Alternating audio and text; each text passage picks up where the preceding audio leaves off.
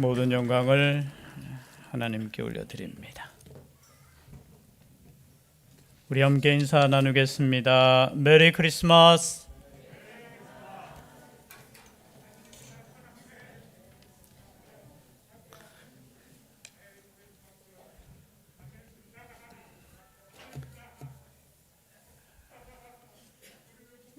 친구 목사가 작년이죠, 성탄절날 중국에서 선교하시는 우리 친구 선교사님입니다. 이렇게 인사를 보내왔더라고요. 중국어로 메리 크리스마스가 성탄지의 꽈일러, 발음은 좀 이상하지만 그렇게 보내왔더라고요. 그리고 몽골어로는 흐리스트 맨델슨이 우드린 바이르 후르기 이게 성탄절. 그리고 자기가 이제 언어를 연구하는 자기 언어로는 그 초원 부족어인데요. 언두르 투르성 우드르 바이샤. 이게 메리 크리스마스라는 겁니다. 들어보셨습니까? 내년에 또 하겠습니다. 흐리스트 맨델스트 우드른 바르 후르기.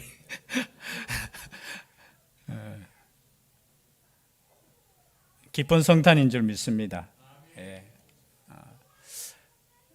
그런데 참 저는 조금 불안하더라고요. 그 불안한 것이 뭐냐 하면은 제가 보통 설교 준비를 목요일 날 다 끝내놓거든요. 주일 설교까지.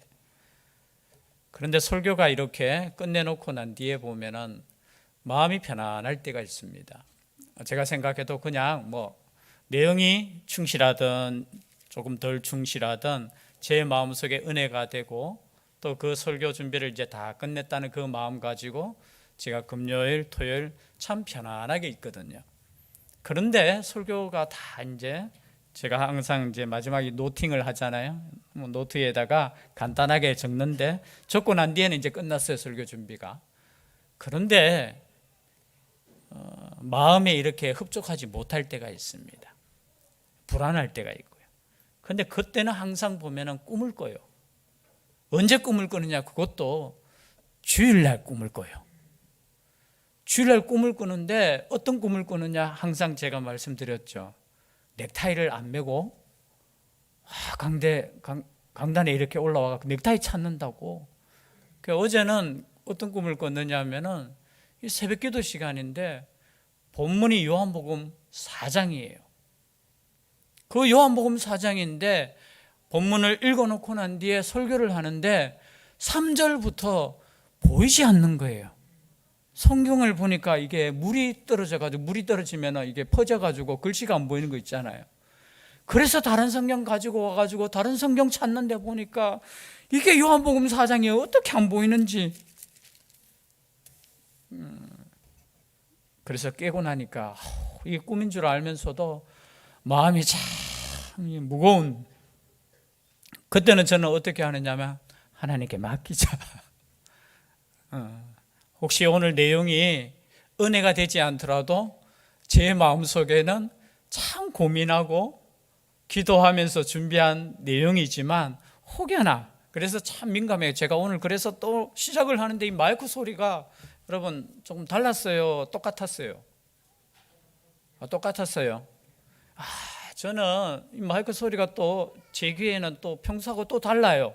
어제 아마 조절하면서 조금 우리가 발표하면서 또 조절했는 게 그러니까 또 갑자기 막 이렇게 설교할 때는 제가 굉장히 민감하거든요. 그런데 지금 보니까 제가 마음이 편해졌습니다. 지금 여러분 주님 오신 날 우리가 생각하며 기쁜 날이 될 수 있기를 주의 이름으로 축복합니다. 과거에는 메리 크리스마스 이렇게 성탄절을 언제 지켰느냐 역사적으로 볼 때 1월 6일도 지켰어요. 그리고 3월 21일도 지킬 때도 있었어요. 그리고 12월 25일도 지킬 때도 있었어요. 지역에 따라서 조금. 그래서 AD 354년에 이제 통일시켰는 거예요. 12월 25일을 우리가 성탄절로 지키자. 그리고 과거에 가톨릭을 통해서 계속해서 우리가 전통적으로 지킨 것이 바로 대림절이라고 오늘날 개혁교회에서도 이 절기를 원래는 지켜요. 그러나 강조는 12월 25일만큼 강조는 하지는 않지만 대림절이라고 해서 예수님께서 첫 번째 오신 초림도 우리가 감사해야 되지만 예수님께서 다시 오실 재림의 주로 우리가 기다리는 그 절기로 원래는 4주간을 지켜요. 과거에는 이 주간에는 금식도 하고요. 이 주간에는 4주 동안에는 어떨 때는 결혼도 못하게 했습니다. 주님 오심을 철저하게 기다리자 금식도 하고 그러다가 이제 종교개혁 이후에 저희들은 개혁교회에서는 아니다, 기쁨의 절기다, 감사의 절기고 예수님께서 이 땅에 오시면 가장 기쁜 복된 소식이다. 그래서 여러분, 우리가 이 성탄절을 지킬 때 기쁨으로 지킬 수 있기를 바랍니다. 우리의 삶 가운데 여러 가지 힘듦도 있을 수 있고, 우리가 예수님의 그 오심에 대해서 저는 청년 때 어떤 믿음으로 지켰느냐 하면, 이 주님의 오심은 십자가 지기 위해서 오셨는데 뭐 그렇게 떠들고 올라이트하고 약간 그랬어요. 제 믿음이 이렇게 주님이 오신다는 것은 기쁨의 날이지만 주님께서는 우리 죄를 위해서 십자가 지러 오셨는데, 그때 막 교회에서도 즐겁게 막 하는 것도 좋지만 야, 그냥 즐거운 것이 아닌데 라는 그 마음 가지고 제가 보낼 때도 있었어요. 그런데 아니에요. 여러분, 주님께서 이 땅에 오신 것은 우리에게 있어서 가장 기쁜 날이고 기쁜 소식의 날입니다. 그래서 여러분, 기쁜 마음으로, 감사하는 마음으로, 즐거운 마음으로 그렇게 지킬 수 있는 우리 성탄절이 될 수 있기를 주의 이름으로 축복합니다. 여러분, 오늘 이 말씀을 통해서 생각해 볼 때 이 성탄절을 맞이해서 주님의 오심을 경배했는 사람들이 나와요. 특별히 마태복음에도 나오지만 누가복음에 보면은, 우리가 읽지는 않았지만요, 앞에 보면은 목자들이 천사들의 소식을 듣습니다. 그리고 가장 예수님의 탄생을 먼저 찬송했는 사람들이 누구냐? 2장 14절에 보니까 지극히 높은 곳에서는 하나님께 영광이요, 땅에서는 하나님이 기뻐하시는 사람들 중에 평화로다 하니라. 여러분, 천사들의 찬송이에요. 야, 영적으로 모르겠어요. 이 찬송이라고 했잖아요. 찬송은 분명하게 그냥 외치지는 않았을 것 같아요. 악기가 동원되고 천사와 하늘의 군대가 찬송했을 때 얼마나 웅장하게 찬송했을까요? 그 악보가 만약에 있다면은 저는 이 그대로 지극히 높은 곳에서는 하나님께 영광이요, 이런 찬양을 드렸으면 좋겠어요. 그리고 이 찬양 다음에 누가 또 찬양하느냐 보니까 20절에 보니까 목자들은 자기들에게 이르던 바와 같이 듣고 본 그 모든 것으로 인하여 하나님께 영광을 돌리고 찬송하며 돌아가니라. 그럼 누구의 찬송이 있었습니까? 목자들의 찬송이 있었어요. 시간적으로 보면은 누가 제일 먼저 천군과 천사들이 하나님을 찬양했어요, 이 성탄에. 그리고 누가 찬송했습니까? 목자들이 찬송했어요. 그리고 또 찬송이 있습니다. 오늘 여러분, 우리의 시므온의 찬송이라고 하죠. 28절에 보니까 시므온이 아기를 안고 하나님을 뭐하더라? 찬송하더라. 여러분, 그래서 성탄절은 무슨 날이에요? 성탄은 하나님을 찬송하는 날이에요. 찬송하는. 그런 찬송이 우리 입술 가운데 충만할 수 있기를 바랍니다. 그런데 오늘 말씀해 보니까 어떻게 시므온이 찬송하게 되었는가 보니까 22절이죠. 2장 22절 다 같이 함께 읽도록 하겠습니다. 누가복음 2장 22절 시작.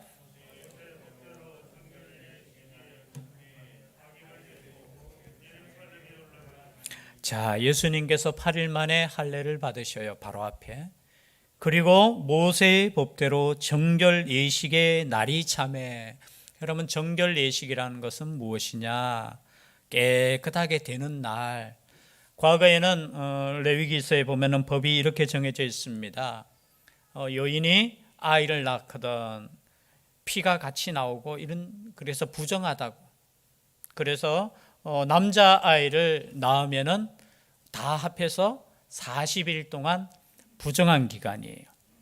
그래서 40일 되기 전에는 성전에 못 갔습니다. 어디에 못 갔다고요? 성전에 못 들어가고, 그리고 여자아이를 낳으면은 다 숫자 다 포함하겠습니다. 66일에 정결하지 못한 날, 그리고 2주 합해서 80일 동안 부정하다고 해서 집에서 좋은 의미도 있어요. 왜냐하면은 쉬는 거예요. 다른 거 만나야 사람도 만나지 못하도록 하고, 우리가 보통 우리도 아이 놓으면은 못 만나게 하잖아요. 다 이게 성경적인 거예요. 그 산모와 아이를 보호하기 위해서 남자아이를 낳으면 며칠요? 그리고 여자아이를 낳으면 며칠? 조금 그렇죠. 우리 하나님은, 그런데 아마 당시로 우리 하나님 주신 은혜의 법입니다. 저는 그렇게 생각해요. 법을 볼 때, 여러분, 당시에 유대 사회도 어떤 남자아이를 선호했을까요? 여자아이를 선호했을까요? 남자아이예요, 남자. 요즘은 시대가 많이 변했어요. 남자아이 놓으면 우리도 아이고, 너 어떻게 키울래? 이렇게 이야기하거든요. 안 그렇습니까? 근데 여자아이 낳으면 아이고, 이 아이 때문에 또 비행기 탈 거야 하면서. 근데 당시에는, 그죠? 지금 우리나라도 지금 계속 좀 그랬잖아요. 그죠? 남자아이 낳으면 40일 정도면 된다. 그런데 여자아이 낳으면 조금 더 쉬라고, 제가 볼 때는 더 위로받는 날이라고 생각하고 그냥 80일로, 그냥 저는 은혜의 법으로 생각해요. 와, 남녀 차별한다 하고. 그런데 이 날, 그러니까 예수님은 남자아이로 태어났으니까 40일이 다 되고 난 이후에 아기를 데리고 예루살렘에 올라갑니다. 지켜야 될 것이 뭐냐? 이 아이를 하나님께 드리는, 어떻게 제사를 드려야 돼요. 그래서 제사를 드릴 때 이는 주의 율법에 쓴 바 첫 해에 처음 난 남자마다 주의 거룩한 자라 하리라 한 대로 아기를 죽게 드리고, 또 주의 율법에 말씀하신 대로 산비둘기 한 쌍이나 혹은 어린 집비둘기 둘로 제사하려 함이더라. 하나님께 먼저 제사를 드려야 돼요. 그런데 그 제사를 드릴 때, 그죠? 먼저 번제를 드리는데, 번제를 드릴 때는 어린 양을 한 마리 잡아서 드려야 돼요. 그리고 이제 속죄제를, 어떻게 비둘기를 이렇게 한 마리 잡아서 드려야 돼요. 그런데 가난한 사람들은, 우리 하나님께서 어떻게 양을 잡을 수 없는 형편인 사람들은 비둘기를 잡아서 제사 드릴 수 있도록 해요. 비둘기 2마리.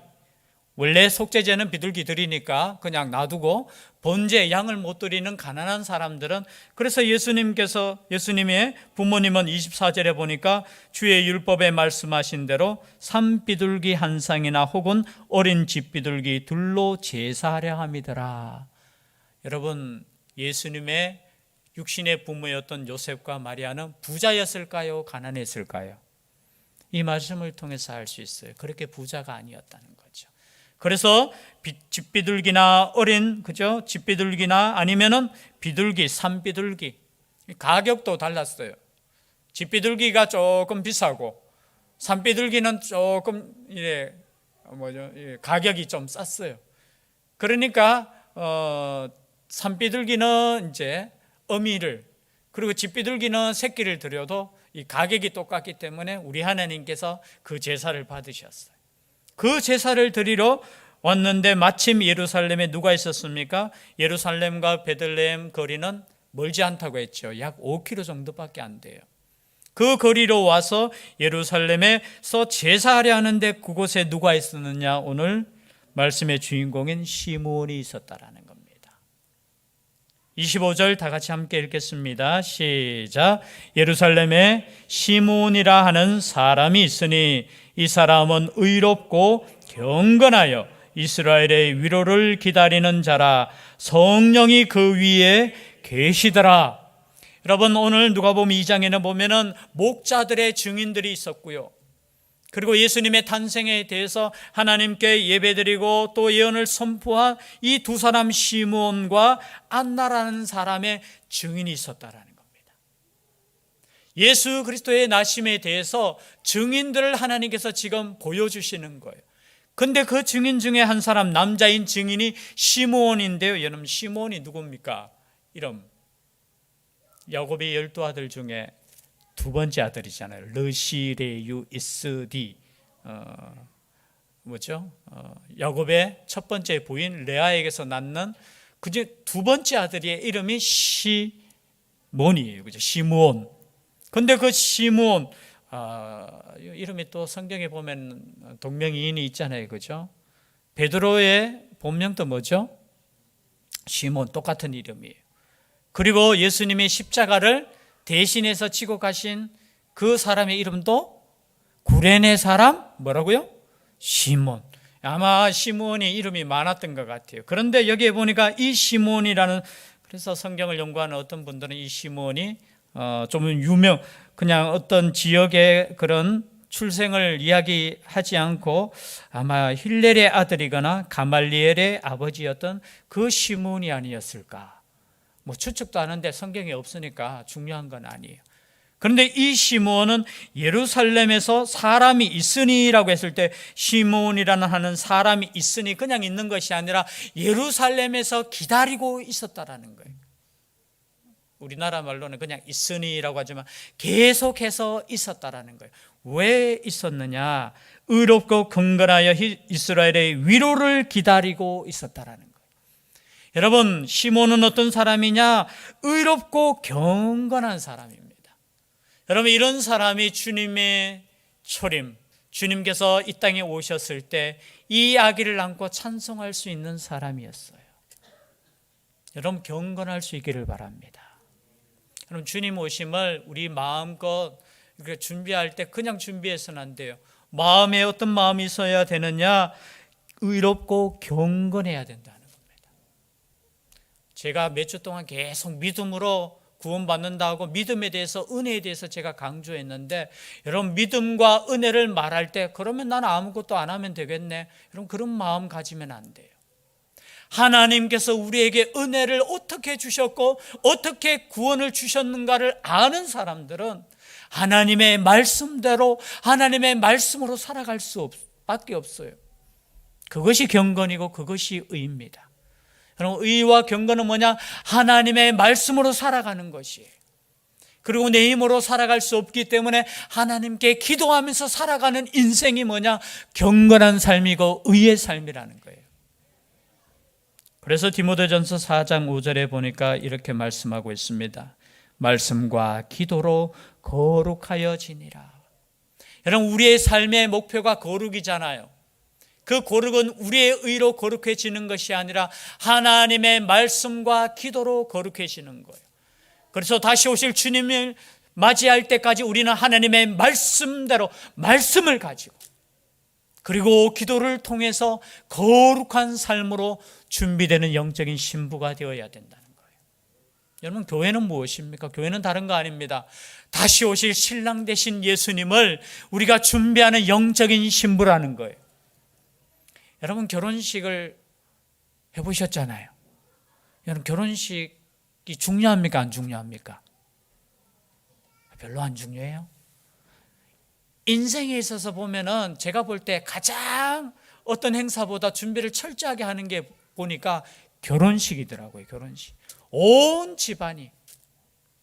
여러분, 그 결혼식도 우리가 사람이 만나서 준비하는 그 결혼식도 1년, 아니 어떻게 보면은 준비하는데, 여러분, 다시 오실 우리 신랑 되신 그 주님을 우리가 맞이하기 위해서 어떤 준비를 해야 될까요?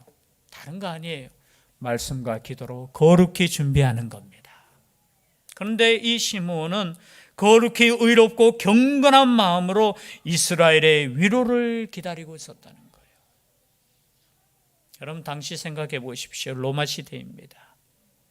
많은 어려움과 고통 속에 살아가고 있고, 신앙은 있지만 진정 하나님께서 주시는 그 평안이 없던 시대에, 위로가 없던 시대에 이 시므온은 누구의 위로를 기다리고 있었느냐? 하나님의 위로를 기다리고 있었다는 거예요. 여러분, 하나님의 위로가 있는 성탄절이 될 수 있기를 바랍니다. 세상 사람들의 위로가 아닌 하나님께서 주시는 위로. 그 위로는 무엇을 통해서 우리가 알 수 있습니까? 방금 말씀드렸잖아요. 하나님께서 주신 말씀을 통해서 우리는 위로를 받을 수 있습니다. 그럼 끊임없이 하나님은 우리를 위로하고 계시고, 끊임없이 하나님은 우리와 함께 하신다고 말씀하고 계시고, 끊임없이 우리 하나님은 우리를 위해서 지금도 함께 하신다고 말씀하시고 있는데, 이 말씀을 가까이 하지 않으면 여러분 누구의 위로를 받겠습니까? 그런데 이 시몬은 이 이스라엘의 위로, 하나님의 위로를 기다리고 있었다는 거죠. 하나님의 위로를 지금도 우리는 기다리고 있습니다. 그 위로를 기다리는 시간이 우리 지금 삶의 시간이에요. 그것뿐만이 아닙니다. 성령이 그 위에 계시더라. 저는 말씀을 준비하면서 성령이 그 위에 계시는 사람, 성령이 그 위에. 그런데 우리는 가만히 보니까 성령이 어디에 계셔요? 그 위에 계시는 것이 아니라 성령이 어디에 계셔요? 내 마음속에. 성령이 지금 어디에 계십니까? 내 마음속에. 성령이 그 위에 계실 뿐만이 아니라 이 시몬은 그리스도를 보기 전에는 죽지 아니하리라 하는 성령의 지시까지 받았다는 거예요. 저는 그래서 이 시몬은 정말로 특별히 선택함을 받은 사람이다. 정말로 복된 사람이다. 그런데 여러분, 시몬보다 더 복된 사람이 누구냐? 우리라는 겁니다. 우리라는 거예요. 주님께서 다시 오시고 우리가 구원받았음을 우리가 확실하게 알고 십자가를 경험하고 부활을 경험하고 승천까지 우리가 알고 다시 오실 주님까지 아는 우리는 더 복된 사람이라는 거예요. 여러분, 우리가 시므온만 이런 성령의 감동이 있는 사람이 아니라 우리도 똑같이 하나님의 성령의 말씀대로 너희들은 기다리라는 말씀을 우리에게 주셨다라는 거예요. 시므온만 받았네? 아니에요. 우리 모두가 시므온처럼 성령의 감동으로 하나님의 말씀을 듣는데 기다리라는 거예요. 그런데 마침 여러분 보십시오. 성경에 보니까 27절, 성령의 감동으로 성전에 들어가매. 여러분, 우리의 삶 자체가 성령의 발걸음이 되셔야 돼요. 성령의 감동으로, 성령의 지시함으로. 여러분, 이 시몬이 이렇게 살았는 거예요. 여러분, 우리는 하나님의 말씀대로 성령의 감동으로 살 수 있기를 바랍니다. 한 발자국 한 발자국 하는 것이 내 마음대로 사는 인생이 아니에요. 성령의 감동함을 받아서 어떻게 해요? 성전에 들어가며 마침 여러분, 말씀에 이런 동그라미 좀 쳤으면 좋겠어요. 마침. 뒤에도 보면 이 말씀이 똑같은 말씀이 38절에도 안나가 마침 이때에 마침. 여러분, 이 마침이라는 단어는 우리에게는 참 우연이라는 단어로 느껴질 수 있겠지만 이것은 아니에요. 하나님이 계획하시고 하나님께서 철저하게 섭리 가운데 하나님과 하나님의 아들과 시므온이 만나고 안나가 만나고 우리가 만났다는 거예요. 여러분, 그래서 자리를 비우면 안 돼요. 오늘 말씀을 보니까 계속해서 시므온이 예루살렘에 있었고 또 안나도 뒤에 여러분 성경을 읽어보시면 성전을 떠나지 아니하고 여러분, 그 자리를 지키면서 주님 오심을 기다렸다는 거예요. 그 자리를 지킬 수 있기를 바랍니다. 제가 가끔 사무실에 있다 보면 어떤 목사님 오셔가지고 저에게 이제 끝이 다가왔는데 목사님 보니까 목사님은 깨어있는 목사님이네요 하면서, 깨어있기 때문에 목사님에게 제가 한 말씀 드리겠습니다. 곧 이제 주님이 재림하시니까 여기에 찾아오십시오 하면서 그 어떤 산을 가르쳐 주더라고요. 자기한테 계시가 왔는데 이 산으로 모이라는 거예요. 여러분, 떠나지 않으셔도 돼요. 마태복음 24장에 보면 떠나라고 했습니까? 자리를 밑으로도 내려가지 말라고 했어요. 2층에 있는 사람은 1층으로, 물론 그 말씀은 예루살렘 멸망과 함께 또 종말을 이중적으로 계시한 거예요. 그리고 여기 있다 저기 있다, 메시아가 여기 있다 저기 있다 하더라도 가지 말라고 했어요. 여러분, 가는 사람 못 만나요. 제가 더 나아간데 어디 있다고 가는 사람은 못 만나요. 왜 못 만나는 줄 아십니까? 지금 예수 그리스도가 자기 속에 있다라는 것을 지금 믿지 못하기 때문에 가는 거예요. 여러분, 대신교회에 계시든지 여러분 침에 계시든지 걱정하지 마세요. 주님 오실 때는 번개치듯이 모든 인류에게 동시에 주님 재림을 영접할 수 있다라는 겁니다. 중요한 것은 내가 주님을 내가 지금 믿고 있느냐 이거예요.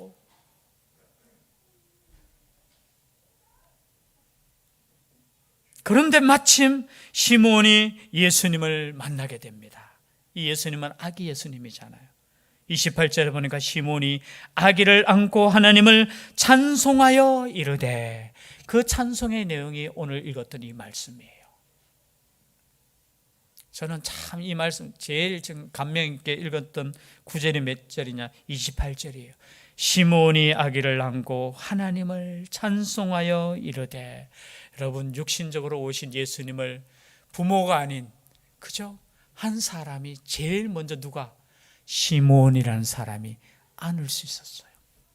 그리고 이 이야기를 보면서 하나님을 찬송하는데 그냥 찬송이 아니라 성령에 감동되어 찬송하는데, 그 내용이 주제여 이제는 말씀하신 대로 종을 평안히 놓아주시는도다. 여러분, 지금 시므온이 정말 기다리고 기다렸던 그 한순간이 무슨 장면이냐? 이 장면이었다는 거예요. 아기로 오신 이 예수님, 이 만남을 위해서 지금까지 내가 기다렸습니다. 여러분, 수많은 사건들이 있을 수 있고, 수많은 기다림이 있을 수 있고, 수많은 비전이 있을 수 있지만, 다시 오실 주님을 여러분 기다리는 그런 여러분 비전이 있을 수 있기를 바랍니다. 이 당시 시므온은 다른 거 아니에요. 이 아기 하나 안는 거, 여러분 이것이 무슨 의미가 있겠습니까? 그러나 이 아기가 우리 모두를 구원하는 이 아기를 내가 안고 있을 때, 야, 내가 모든 것을 이루었다, 그 말과 같은 거예요. 이제 나는 죽어도 소원이 없다. 여러분 가끔 그런 마음 가질 때 있잖아요. 야, 나에게 이것만 이루어진다면 내가 소원이 없겠다. 여러분, 그 소원이 무엇입니까? 여러분, 그 소원 말씀대로 따지면은 세상적인 소원이 되지 말았으면 좋겠어요. 제가 한 가지 소원이라면, 내가 이 땅에 살아있을 때, 개인적인 욕심이지만 주님 오시면 좋겠다. 그것이 아니더라도 내가 주님을 만나는 것이 내 인생의 소원입니다라는 그 마음을 품고 산다면은, 그럼 시므온과 같은 삶이에요. 그리고 이야기를 보면서 내 눈이 주의 구원을 보았사오니라고 하는 거예요. 여러분, 이야기를 볼 때 그냥 아기가 아니고 자신의 구원, 세상의 구원을 보았다는 겁니다.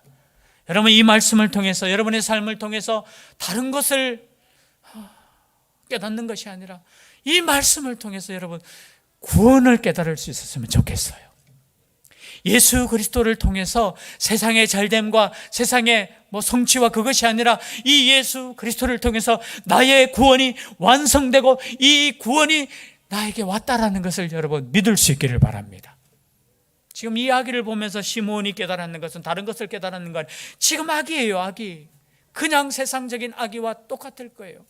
그러나 이 이야기를 통해서 하나님의 그 구원을 보았다는 것이 뭡니까? 성령의 은혜가 아니겠습니까? 그것뿐만이 아닙니다. 이 구원이 단순한 구원이 아니라 만민 앞에 예비하신 구원이고, 그리고 이방을 비추는 빛이요 주의 백성 이스라엘의 영광이니이다. 그냥 구원님뿐만 아니라 이방에도 구원이 있는 그것을 보았다는 거예요. 여러분, 이렇게 고백할 수 있고 이렇게 찬송할 수 있다는 것이, 그래서 저는 다는컨대 여러분 동방박사도 그 뒤에 만났거든요. 시간적으로 따져보면 이 시므온이 제일 먼저, 물론 그 목자들도 경배했지만 이 시므온이 제일 먼저 하나님의 구원에 대해서 고백하고 찬송하고 전했다라는 거. 그래서 저는 제일 첫 번째 구원받은 사람이 누구일까? 왜냐하면 이제 내가 다 여한을 다 했고 하나님 사명 다 했으니까 제가 볼 때는 이제 그 뒤에 얼마 있지 않았으면 돌아가셨을 것 같아요. 그래서 제일 첫 번째 예수님을 구주로 영접하고 그리고 하나님을 향해서 나아갔던 사람이 누구냐? 이 시므온이라는 거예요. 여러분, 이 시므온의 찬송과 이 시므온의 고백이 우리의 삶을 통해서 계속해서 있을 수 있기를 주의 이름으로 축복합니다. 기도드리겠습니다. 사랑의 하나님,